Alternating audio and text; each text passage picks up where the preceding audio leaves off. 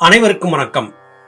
நாம் யாக்கோப்பு என்கிற ராமதேவர் சித்தர் பாடியருளிய உன்னதமான ஞான கருத்துக்கள் பொதிந்த பாடல் தொகுப்பை பார்த்து கொண்டிருக்கிறோம். யோகசாதன பயிற்சியிலே ஈடுபடக்கூடியவர்கள் முடிந்த வரையிலும் தனிமையிலேயே அமர்ந்திருந்து யோக பயிற்சி மேற்கொள்ள வேண்டும் என்று ராமதேவர் சொல்லியிருந்தார். அது மட்டுமல்லாது முறையாக யோக பயிற்சி செய்து மனதை உருவ மத்தியத்திலே ஒடுக்கி மனதை குருவாக மாற்றிக்கொண்டு விட்டால் அதன் பிறகு அமிர்தம் அருந்துவதும் அட்டமா சித்துக்கள் ஆடுவதும் மிக மிக எளிதான காரியமாக மாறிப்போகும் என்று சொல்லியிருந்த கருத்துக்களை பார்த்தோம். இன்றைய பதிவிலே புரியா மாந்தர்கள் எப்படியெல்லாம் யோகக்கலையை தவறாக புரிந்திருக்கிறார்கள் என்பதை பற்றியும் அவர்களுக்குள்ளே ஏற்பட்டிருந்த மனக்குழப்பங்களை பற்றியும் அதனுடைய நுணுக்கங்களை பற்றியும் ராமதேவர் சொல்ல கேட்கலாம். பாரப்பா பயனறியார் கோடா கோடி, பல நூலும் பார்த்து மதி அறியார் கோடி, நேரப்பா நிலையறிந்து நில்லார் கோடி, நிட்டூர மாயை மனம் உடையார் கோடி, வீரப்பா கொண்டு மனது அறியார் கோடி, வேசையின் மேல் ஆசை கொண்ட வீணர் கோடி, காரப்பா லகிரி கொண்டு லகிரிதனை அறியார், காசினியில் மெத்த உண்டு கண்டு தேரே. யோகசாதன பயிற்சியை கற்றுக்கொள்ள வேண்டும் என்கிற ஆர்வத்தோடு பயணிப்பவர்கள் ஏராளம். உண்மையான வழிகாட்டுதலும் சரியான குருமார்களும் கிடைக்காத காரணத்தால் கெட்டழிந்து போனவர்கள் எண்ணிக்கை அதிகம் என்று ராமதேவர் குறிப்பிடுகிறார். வெறும் நூல்களை வாசித்த மாத்திரத்திலே தனக்கு ஞானம் கிடைத்து விட்டதாக எவராவது கருதினால் நிச்சயமாக அவர் குழம்பித்தான் போவார் என்று ராமதேவர் இங்கே குறிப்பிடுகிறார். இந்த யோகசாதன பயிற்சியிலே சந்திரகலையை பயன்படுத்தி எவ்வாறு பயில்வது, அதன் ஆற்றல் என்ன என்பதை பற்றி அறியாதவர்கள் கோடிக்கணக்காக இருக்கிறார்கள். பல நூல்களை படித்திருக்கிறார்கள். ஆன போதிலும் கூட அவர்களுக்கு இந்த மதி அல்லது சந்திரன் என்பதை பற்றிய புரிதல் இல்லாது இருக்கிறது.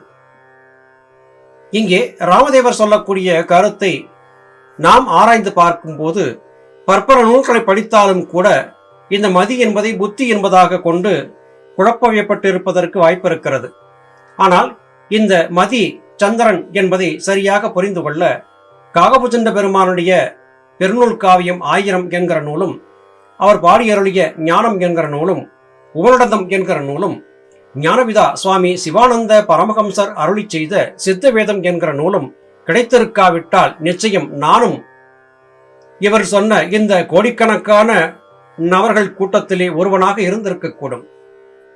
உண்மையின் கருத்துக்களை புரிந்து கொள்வதற்கு காகபுஜண்ட மகரிஷியும் ஞானபிதா சுவாமி சிவானந்த பரமஹம்சரும் தோன்றா துணையாக இருந்து நம்மை இயக்கி வருவது மகிழ்ச்சிக்குரியது. சந்திரகலையை அறிந்தால் மாத்திரம் போதாது, அந்த சந்திரகலையை எவ்வாறு நிலைநிறுத்துவது என்பதை பற்றி அறிந்திருக்க வேண்டும். சந்திரனை தெரிந்தும் அதை நிறுத்தக்கூடிய நுணுக்கம் அறியாதவர்கள் கோடிக்கணக்கானவர்கள். நுணுக்கத்தை அறிந்து விட்டார்கள், யோக பயிற்சியை கற்றுவிட்டார்கள், தீட்சை பெற்றுவிட்டார்கள், பயிற்சி செய்கிறார்கள். ஆன போதிலும் கூட அவருடைய மனம் என்பது மாயையில் இருப்பதை உணர முடிகிறது. பல வருடங்கள் தான் யோக பயிற்சியை மேற்கொண்டு விட்டதாக சொல்லக்கூடிய ஒருவர் அங்கேயும் தனக்கு தெரியாத பலவிதமான மனக்குழப்பங்களை இன்னமும் வைத்தபடியே பயணிக்கிறார்கள். சித்தவேத முதலாகிய நூல்களை முழுமையாக மனப்பாடம் செய்து ஒப்பிக்கக்கூடியவர்கள் இருக்கிறார்கள். ஆனபோதிலும் கூட மனதிலே நிஷ்டூரம் என்று அழைக்கப்படக்கூடிய கோபம் முதலாகிய குணங்களை தவிர்க்காதவர்களாக இருக்கிறார்கள். எத்தனை மணி நேரம் பயிற்சி செய்தால் என்ன, காமம், குரோதம், லோபம், மோகம், மதம், மாத்தரியம், டம்பம், அசூயை என்கிற 8 விதமான கெட்ட குணங்களை ஒழிக்காவிட்டால் ஞானம் சித்தியாகாது என்பதை ஞானபிதா சித்தவேதத்திலே தெளிவாக சொல்லியிருக்கிறார்கள். அதை வாசித்திருந்தும் கூட யோக பயிற்சிகளை பலகாலம் மேற்கொண்டும் கூட இன்னமும் புரிதலில்லாமல் இருக்கக்கூடியவர்கள் ஏராளமாக இருக்கத்தான் செய்கிறார்கள். இதை நாம் அனுபவத்திலே பார்க்க முடிகிறது. இவற்றையெல்லாம் அன்றே ராமதேவர் கணித்து சொல்லி இருப்பதை பார்க்கும் போது முனிவர்களின் தீர்க்க தரிசனம் நம்மை வியப்பிற்குள்ளாக்குகிறது. பலவிதமான எண்ணங்களிலே பயணிக்கக்கூடியவர்கள் மனதை பற்றிய புரிதல் இன்னமும் இல்லாமல் இருக்கிறார்கள். அது மாத்திரமல்ல, வெறுமனே பிராணாயாமம் என்கிற யோக பயிற்சியை மாத்திரம் செய்யக்கூடியவர்கள் உடலிலே அதிகரித்த வெப்பத்தின் காரணமாக தனக்குள்ளே கிளர்ந்தெழுந்த காமத்தீயை தணித்துக் கொள்ள முடியாமல் வேசியர்கள் வீடுகளுக்கு சென்று அங்கே சுற்றித் திறந்தவற்றையும் பார்க்க முடிகிறது. மனதை நேராக நிறுத்தி பயிற்சி செய்வதற்காக என்று லகிரி என்கிற வாசி அதை அடைவதை விடுத்து கஞ்சா முதலாகியவற்றை புகைத்து அதன் மூலமாக போதையை ஏற்படுத்தி கொண்டு இதன் காரணமாக தனக்கு ஞானம் கிடைத்து விட்டதாக புலம்பி தவிப்பவர்களும் கோடானு கோடிக்கணக்காக இருக்கிறார்கள். இப்படிப்பட்டவர்கள் இந்த உலகிலே இருக்கிறார்கள் என்பதை புரிந்து இனம் கண்டு அவர்களை விட்டு ஒதுங்கி இருந்து சரியான பாதையிலே பயணிப்பதே உத்தமம் என்று ராமதேவர் இங்கே குறிப்பிடுகிறார். இன்றும் நம்மால் பார்க்க முடிகிறது. உருத்திராக்கம் தரித்து காஷாயம் பூண்டு துறவு கோலம் கொண்டிருக்கக்கூடிய பலர் கஞ்சா புகைத்து அந்த போதையிலேயே ஞானத்தை அடைந்து விட்டதாக சொல்லி புலம்பி திரிவதை இன்றும் பார்க்க முடிகிறது. இது போன்ற பலரும் நம்மை சந்தித்து வாசி குறித்தான விளக்கங்களை கேட்கும் போது பக்குவமில்லாத உங்களுக்கு இதை சொல்லித்தர முடியாது என்று நாம் பலரை திருப்பி அனுப்பிய அனுபவமும் நமக்கு இருக்கிறது. முனிவர்களின் வாக்கு எப்போதுமே துல்லியமானது. ராமதேவர் வாக்கு அப்படியே பலிக்கிறது. தேராத சித்தரிடம் பேச வேண்டாம், ஜபதவங்கள் அறியாரை சேர்க்க வேண்டாம், கூறாத சொற்களைத்தான் கூவி கூவி குணமறியான் மனமறியான் குருட்டு மாடு, பேராசை தான் பிடித்து பேய் போல் ஓடி பேய்க்கூற்றாய் தெரிவாரை அடுக்க வேண்டாம், ஆறானது இல்லறமே சத்தி என்று அமர்ந்திருப்பான் கோடியில் ஒருவன்தானே. கலியுகத்திலே யோகி எப்படி இருப்பான், ஒரு சித்தர் எப்படி இருப்பார், அவரை எப்படி அடையாளம் காண்பது என்பதை பற்றிய வினா பலருக்கும் இருக்கிறது. இங்கே ராமதேவர் ஒரு கருத்தை சொல்லுகிறார். நீங்கள் கருதி இருப்பதைப் போல காஷாயம் பூண்டு உருத்திராக்கம் தரித்து பாதக்குரடும் யோகதண்டமும் கமண்டலமும் பிச்சை பாத்திரமும் ஏந்தியபடியாக பயணிப்பவர்கள்தான் சித்தர்கள் என்று தவறாக கருதிவிடாதீர்கள். இல்லறவாசிகளிலே குடும்பஸ்தர்களாக இருந்து எல்லோரையும் போல சாதாரணமான உடை உடுத்தி இருப்பவர்கள் பலர் சித்தர்களாக இந்த சமுதாயத்திலே தங்களை மறைத்து வாழ்ந்து கொண்டிருக்கிறார்கள் என்று ராமதேவர் குறிப்பிடுகிறார். என்னே ராமதேவரின் தீர்க்க தரிசனம். இது உண்மை. இதை சரியாக புரிந்து கொண்டுவிட்ட காரணத்தால் தான் ஞானபிதா சுவாமி சிவானந்த பரமஹம்சர் அவர்கள் கணவன் மனைவி ஆகிய இருவரும் யோக பயிற்சியை பெற்று பயணிக்க வேண்டும், இல்லறவாசிகளாக இருந்தாலும் அவர்கள் சரியான பயிற்சியில் இருக்கிற காரணத்தால் முத்தேக முத்தியை பெற முடியும் என்று சொல்லி இருந்ததை பார்க்கிறோம். இந்த உலக வாழ்க்கையிலே வெறும் உடல் அலங்காரத்தை மாத்திரம் செய்து கொண்டு உண்மையின் தத்துவங்களை புரிந்து கொள்ளாமல் இருக்கக்கூடிய ஒருவர் தன்னை சித்தர் என்று சொல்லிக் கொண்டால் அவரிடம் நீ எந்த பேச்சும் வைத்துக் கொள்ளாதே என்று ராமதேவர் குறிப்பிடுகிறார்.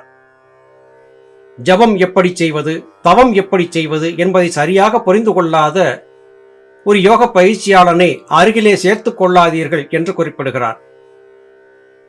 ஏதோ புரியாத வார்த்தைகளை சொல்லி கூவி கூவி பலரையும் அழைத்து தான் கற்றுக்கொண்ட மந்திரங்களை நீயும் கற்றுக்கொண்டு விட்டால் நீ ஞானியாவாய் என்று சொல்லக்கூடியவர்களை அண்டி செல்லாதீர்கள். அவர்கள் அருகிலே கூட செல்லாதீர்கள். ஏனென்றால் அவர்கள் எல்லாம் உண்மையான குணத்தை தெரிந்து கொள்ளாத, தன் மனத்தை புரிந்து கொள்ளாத குருட்டு மாடுகள். கண் தெரியும் மாட்டின் பின்னால் சென்றாலே உருப்பட முடியாது. குருட்டு மாட்டின் பின்னால் சென்று என்ன செய்ய போகிறீர்கள்? எனவே இப்படிப்பட்டவர்கள் அருகிலே செல்லாதீர்கள், ஒதுங்கி செல்லுங்கள் என்று ராமதேவர் அறிவுரை சொல்லுகிறார்.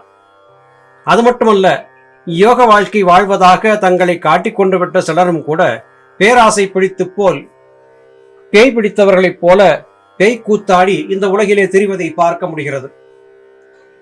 இவர்கள் இல்லறவாசிகளாக இருப்பதை ஏதோ குற்றம் என்று கருதி துறவிகளாக தங்களை மாற்றிக் கொண்டு விட்டு துறவரம் போன பிறகும் மனம் போன போக்கிலே தவறுகளை செய்தபடியாக பயணிக்கிறார்கள். இப்படிப்பட்டவர்கள் அருகிலே செல்லாதே, இவர்களை மனிதர்களாக கூட ஏற்றுக்கொள்ளாதே என்று ராமதேவர் குறிப்பிடுகிறார். இவற்றை உண்மை என்றே கருத வேண்டியிருக்கிறது. இளம்பிராயத்திலே நான் கேள்விப்பட்ட ஒரு சிறிய விளக்கம்.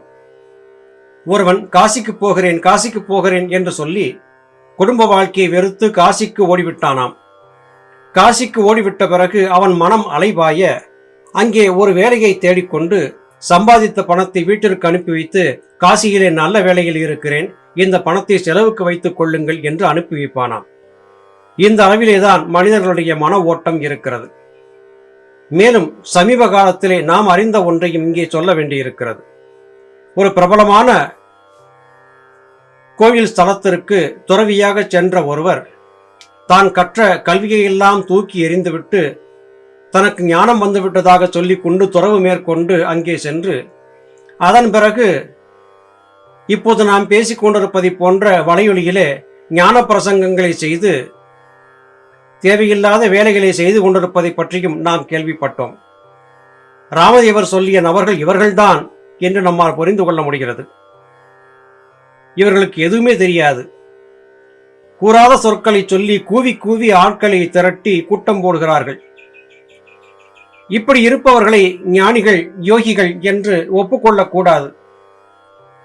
இல்லறமே சக்தி என்று குடும்பத்திலே இயல்பான வாழ்க்கை வாழ்ந்தபடியாகவே யோகத்தை பயின்றிருக்கக்கூடியவன் கோடியிலே ஒருவன். அவனே உண்மையான ஞானி. குரலிட்டு காவி தரித்து கமண்டலம் ஏந்தி காஷாயத்தோடு பயணிக்கக்கூடியவன் சித்தன் அல்ல. குடும்ப வாழ்க்கையிலே இருந்தாலும் கூட உண்மை தெரிந்து பயணிப்பவன் சித்தன் என்று ராமதேவர் சொல்லக்கூடிய கருத்து 100 விழுக்காடு உண்மைதானே. மீண்டும் அடுத்த பதிவிலே உங்களை சந்திக்கிறேன். அதுவரையிலும் நன்றி, வணக்கம்.